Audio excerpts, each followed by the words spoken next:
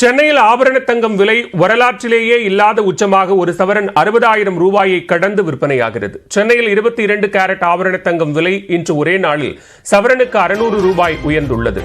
1 gram தங்கம் 75 ரூபாய் உயர்ந்து 7,525 ரூபாயாக விற்பனை செய்யப்பட்டு வருகிறது. ஒரு சவரன் தங்கம் 600 ரூபாய் உயர்ந்து 60,200 ரூபாயாக புதிய உச்சம் தொட்டுள்ளது. வெள்ளி விலையில் மாற்றமின்றி 1 கிராம் 104 ரூபாயாக தொடர்கிறது. கட்டி வெள்ளி விலை 1 கிலோ 1,04,000 ரூபாயாக உள்ளது. ஆபரண தங்கத்தின் விலை கடந்த 1920ஆம் ஆண்டு ஒரு சவரன் வெறும் 21 ரூபாயாக இருந்தது. 1000 ரூபாய் என்ற மைல்கல்லை தங்கம் விலை எட்டவே 60 ஆண்டுகள் எடுத்தது.